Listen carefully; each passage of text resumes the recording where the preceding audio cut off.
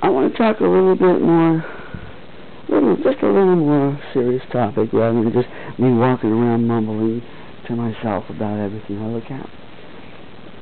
Now, I remember when I was in 9th grade, I took a little course who was actually taught by my 7th grade math teacher, who taught a little course about religions, comparative religions, where it was a half course, an elective course that only had 2 classes per week. So we didn't have that many classes. 2 hours a week for, I don't know, 10 weeks or something. Maybe 12 weeks, so that's 24 hours. So 24 hours of school class. Anyhow, it was about comparative religions, and the one that impressed me, most of it sounded like, okay, I really didn't care that much.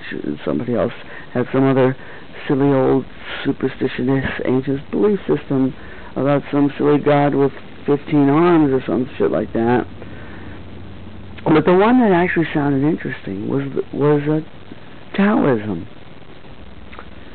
And that was the one that has the round symbol with the black and the white paisley, the yin and the yang symbol. And it actually, in fact, it wasn't.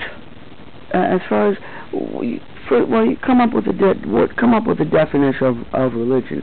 In the United States, we think of that religion as some kind of a superstitious belief in gods. Essentially, that's what it boils down to. We think that that's what a religion's about, because that's the religion that the United States has been founded on, the Christian religion. That's exactly what it is. It's a superstitious belief in some fictional type of a deity or a demigod. Jesus is a demigod, and that needs to be understood.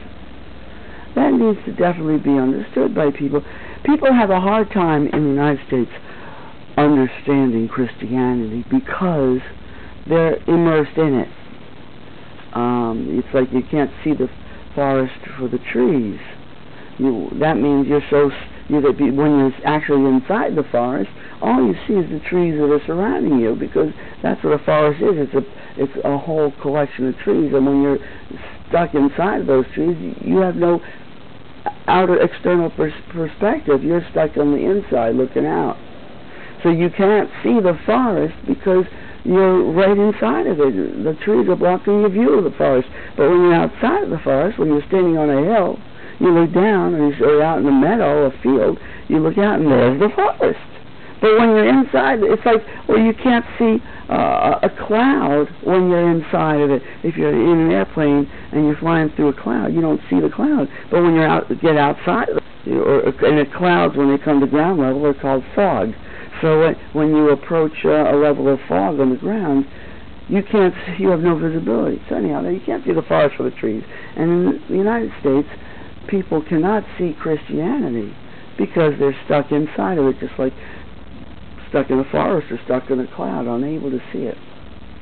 But people from other cultures looking at Christianity can more often see elements of it that the people growing up within it are incapable of seeing objectively, because they have their subjective perspective. Subjective perspective, and those are 2 different root words, because the perspective comes from the spective, meaning to see, speculations, spectacular, or spectacles like eyeglasses, spectacles to be able to see, and perspective, subjective, perspective. And the subjective has to do with it just comes from it's created from the word subject, subjective. So the subject and the perspect are 2 different roots. Anyhow, but they seem to sound the same. Subjective perspective within the Christianity, people aren't capable of seeing so much objectively the elements about Christianity that those that do correspond with elements of other religions, and those that don't. There are certain elements of Christianity that are more unique. and don't necessarily apply to religions in general. So I got into that thing with the Christianity. Here's something that I have to learn how to do. Is this. If I'm going to ramble about something, it's like drawing a map, and I start going off. I'm here, and I want to go up here.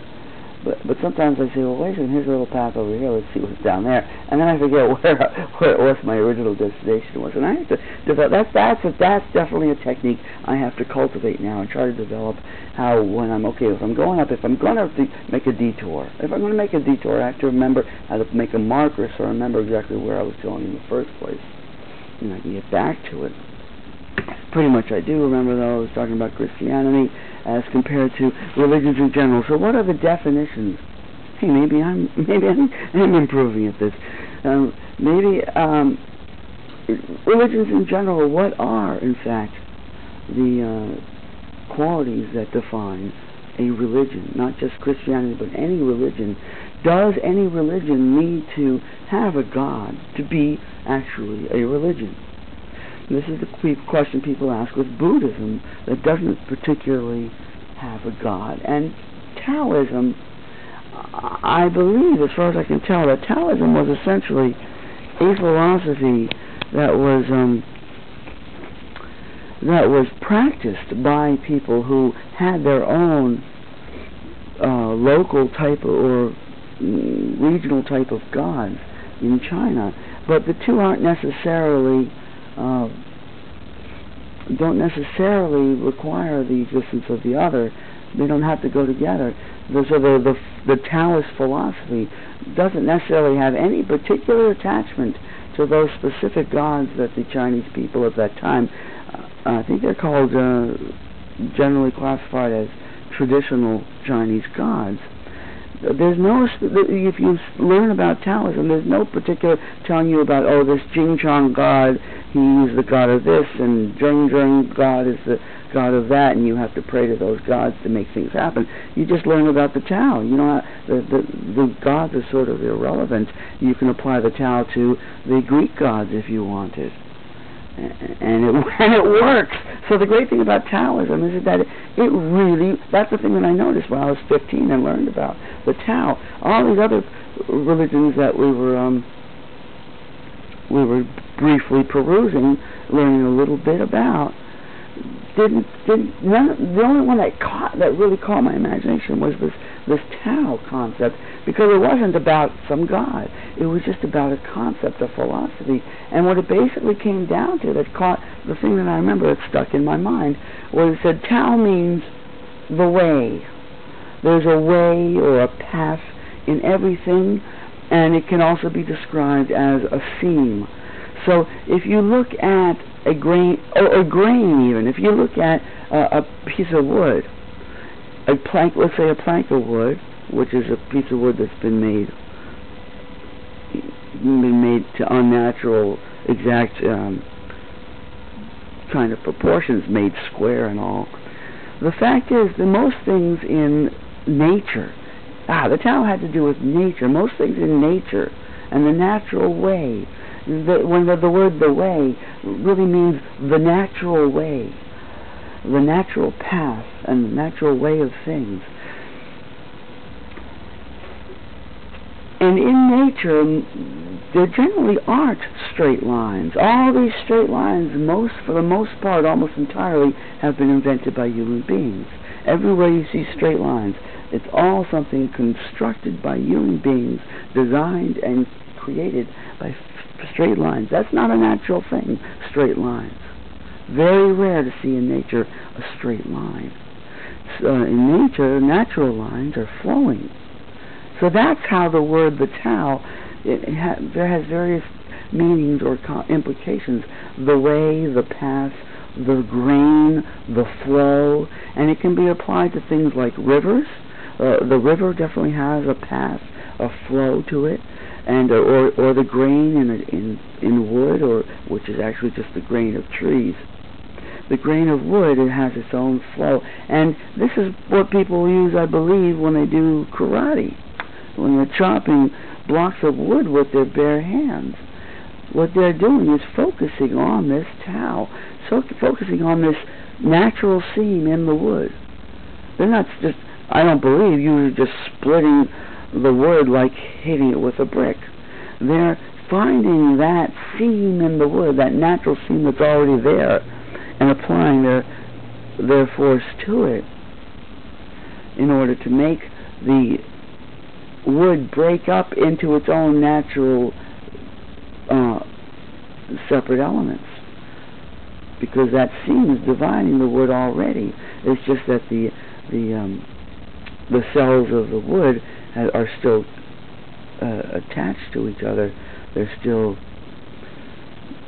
connected with each other, and what the karate person is doing is just interrupting that connection between the adjoining cells, but those cells are along the grain, along the seam of the wood that's naturally there. So what they've done is they've found the weakest link, essentially. Those cells along the natural grain of the wood are the weakest link, and that's how it's easiest to break it. And that was a thing that I got from that class on the Tao when I was 15, was that in everything there is a natural seam. And the natural way is always the easier way. It's always takes less energy. It's always a conservation of energy when you find the seam in anything. You find the natural seam, and that's where the thing's going to break apart with the least effort, with the least amount of force. You don't have to force it. You just find the seam that is going to, is on its own. It was designed to break. It's like you get a Kit Kat bar and it's naturally designed to break in two. And then the Kit Kat bar has its own seam that's designed to break it into two sections. And that most things in nature have some kind of a seam like that. They naturally have a division that they're prepared to make, and all you have to do is identify it. And and just direct your energy to that division point. That nature is already there naturally. And there you have to apply the least amount of force to make it fall into your hands exactly as you want. So this was very interesting and stuck in my mind, and I didn't think about it religiously or ever think, I'd like to convert to the Taoist religion. It stuck in my mind as a philosophical observation, and that I sometimes would find myself doing things, especially trying to pull something, anytime I'm trying to pull something apart, it stuck in my mind that there is usually a grain, usually a seam, usually a point of least resistance. That's what it was all about, the point of least resistance. And that's what the natural way, if you follow the Tao, means, to be able to understand the way things are put together, to be able to understand the natural way. The things aren't put together. We describe things as put together in the Western European Christian heritage. It's the heritage of the Bible to say things were put together because God created everything, so we are merely figuring out how to put things together. Whereas in the Eastern, in the Taoist, particularly, let's say religion or philosophy, in the Taoist philosophy, because that's what it is. Philosophy means love of wisdom, philos, love, and sophy of wisdom. Love of wisdom, and that doesn't necessarily mean, in fact, and very often philosophy is the opposite of religion, because religion, especially in this country, is very often expressed as the hatred of wisdom, as the love of ignorance. That's opposite from philosophy. Philosophy, love of wisdom, and I did sort of love this notion this brief notion that I got of the Tao, was that it was a wise observation of everything. You look at everything and see how things are not put together, but how they grow. Things grow. The reason there is a grain in a tree, in a piece of wood, the reason there is a grain in a piece of wood is because the piece of wood grew as a tree. And this piece of wood is just a flat piece, and you're looking at this, well, how did this grain get there? Well, it wasn't a flat piece of wood. It didn't get there. It was, how did this piece of wood get here? That's the question. The piece of wood gets here when the plant grows, and then the tree grows, and each year the tree expands. It's round, and it expands each year by one more ring, and each ring is what causes. Each year causes a new ring. So when you're looking at a piece of wood, you're looking at a calendar, essentially. That's what you're looking at as a piece of wood. When you're looking at the grains in wood, you're looking at a calendar, because each grain of wood is another year in the life of the tree from which this piece of wood was made by human beings. Pieces of wood are made by human beings, are made to be straight, with straight lines, by human beings, from something that has no straight lines in it. A tree has no straight lines. A tree is all about circles and roundness, and they're not even perfect circles either. They're near circles. There's a circular concept, but only the same way that the cells of your body are the concept of a circle, but they're fluid. They're circular in concept, but they can grow and shift as they need to. So those are the rings of the tree. Each one grows each year. And what you're doing when you're cutting a piece of wood along the grain, what you're doing is you're pinpointing a point in history. You're saying, okay, well, this is the year of this life of this tree, at which I will now separate the younger tree from the older. That's what you're doing when you're cutting a piece of wood down the grain. You're separating the tree from its childhood years up to a certain point to its elderly years. On one side of the grain of wood, you've got the tree from its birth up until that point in its life, and then on the other side of that grain, you've got the tree from that point onto the point in which the tree was cut down. The tree was killed by you, and the tree had to have been killed by human beings. Usually, most wood that you have is a tree that didn't die a natural death. Is a tree that was cut down by human beings to turn it into wood. And so, in a way, it's a kind of about slaughter and a Holocaust. It's a mammal to plant holocaust when we're cutting down tree or butchery. We kill the tree for our sake because we think that our lives are more valuable than the lives of that tree. The tree's life is merely there to serve our needs. Anyhow, that's how the rings of the grain of the wood gets formed, by the years of the tree. And the grain is just one moment, one point in the life of that tree that you're identifying. Here's the point of that tree's life in which I'm going to plan to divide that tree. If you hit the grain of wood along the grain, and it will break along the grain. It won't break as a straight line, because the grain of the wood isn't a straight line. It's a natural flowing that has to do with the direction that the tree grew. As the tree grew, depending on where it was and what objects were around it that it needed to grow in order to catch the sunlight, that determines the pattern of the trunk of the tree, and in what way it's not a straight line. Now, if you want to create trees with straight grain, you would have to create a situation where somehow the light was perfectly, you'd have some indoor facility where all the light was unnatural light. It all came from a direct source, and the tree would grow straight up. And if you tried to do that, as an experiment, first of all, I'm not sure what the point would be. If you had wood with perfectly straight grains, what you would actually have would be wood that was much weaker.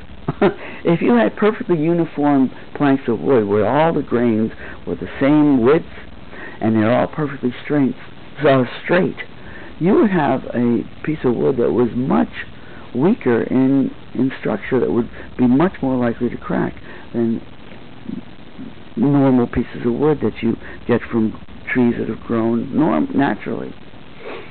So I'm not even sure what the purpose would be, but even if you did that, if you tried that experiment to grow trees that would have perfectly straight grains, even if you succeeded, what you would find in that situation is that the trees, naturally it would be the same. The conclusion would be the same, that if the wood after you cut down a tree would be weaker, then the living tree as it was growing would also be a weaker structure than the regular normal tree that grows naturally, not in straight lines, but according to the way that is required, depending on where the circumstances that it's growing in. That tree would be, you tried to grow trees perfectly straight, you would find you'd have a very weaker type of tree that generally they wouldn't survive. They would sort of topple over because this structure based on straight lines would not survive. But I'm going to tell you one thing, that the tree would not collapse straight down. The tree would fall over. So when you build skyscrapers on this weaker concept of straight lines, think of this, ladies and gentlemen. Think of Taoist architecture. Think of architecture that's designed on the natural flow of nature, so that there are not straight lines in your buildings. Think of that. Now that's our concept. Somebody's probably somewhere thought of it. I know in Art Nouveau they designed furniture and things that were based on the lines of nature and not on straight lines. It'd be interesting to explore this concept of Taoist architecture. And one thing I always hated, Frank Lloyd Wright, he was such a genius, greatest architect of all time. And every time I look at any house or building designed by Frank Lloyd Wright, I'm always like, well, that might be intellectually interesting, scientifically interesting, but visually it makes me go, ugh.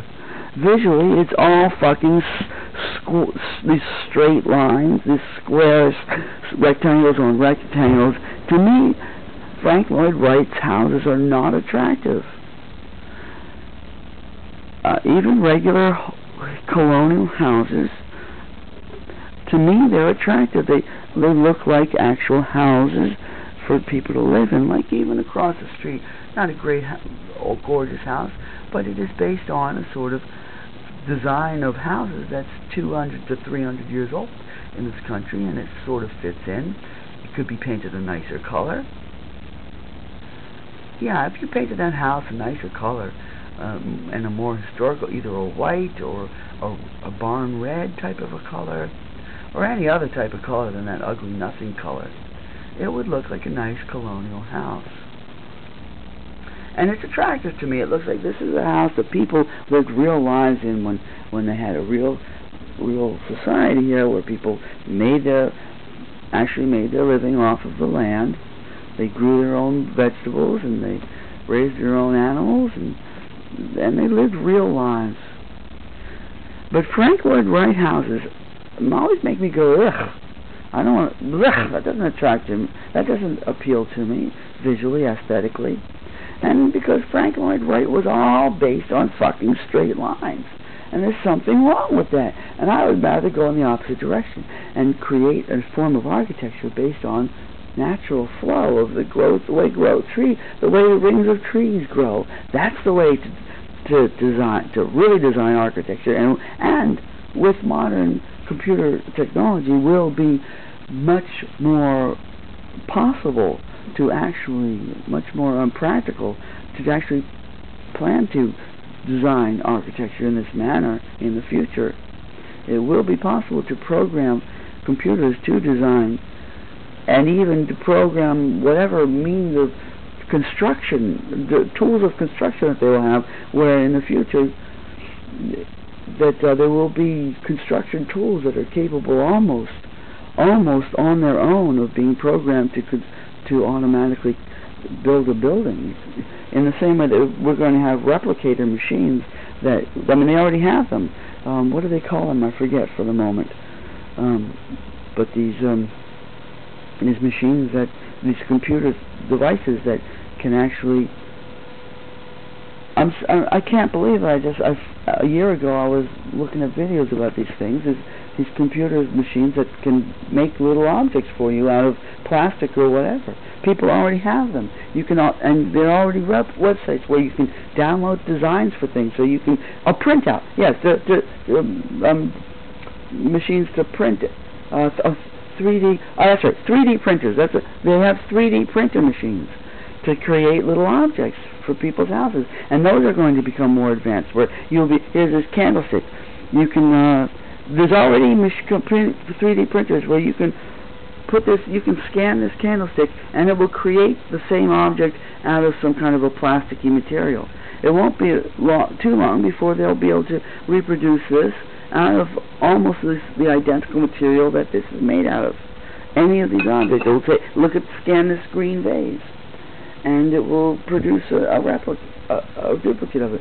So they will have a 3D printer type of devices that will be so big that they can print out a house. Eventually it will be almost that way. They will have construction tools that will actually be able to reproduce houses with very little human involvement needed to do the actual construction work. The machine will actually you'll program it in, and who knows how long it'll take, a couple days or a week, and suddenly there will be a complete house there where a week ago there was no house. And eventually, when this happens, they will be able to design Taoist architecture that will print itself out. But with the computer, will print out this Taoist design architecture that will be based on the natural ways that a tree grows, for instance. And if you did that, if you had a skyscraper that was designed, fucking motorcycle fuckers. It's not bad enough that the engine is loud. He's got to be playing this music thing where it's all open, there's no cabin, so everything he's listening to is being blasted everywhere he goes. If you had a skyscraper based on the natural Taoist design of a tree, which isn't made but grows, and doesn't have straight lines. It has circles, but they're not perfect circles either. They're natural type of a circular type of design. Then that skyscraper would blow in the wind, for instance. With the movement of the wind or the movement of the earth, that skyscraper would more naturally bend and sway without toppling over, as skyscrapers are more prone to do that when they're built simply on straight lines. But I'll tell you one thing: if you had a tree that had perfectly straight lines in it, perfectly straight grains in it, and you hit that tree from the side, that tree would topple over. It would fall to the side. It would not fall straight down. So why are we supposed to believe that human-built skyscrapers that are built on the design of straight lines up and down would topple straight down when hit by the side? You know, that's the question, ladies and gentlemen. And 911expertspeakout.org.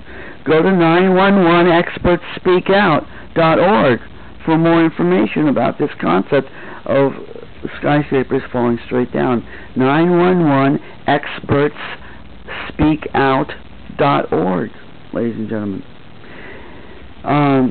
But back to the question of the Tao and the way and the path, and that's how it is. It's the Tao describes the way the grain of wood grows, because it grows. And the Tao also describes the flow of a river. When you look at rivers, are not straight lines. If you see a river that looks like a straight line, it's usually a man-made canal. Usually any straight line of a river is a man-made canal and not a naturally flowing, naturally growing river that flows with nature. And that's how nature flows everywhere. And if you pick up an orange and you try to divide an orange? Well, it's much simpler if you divide it along the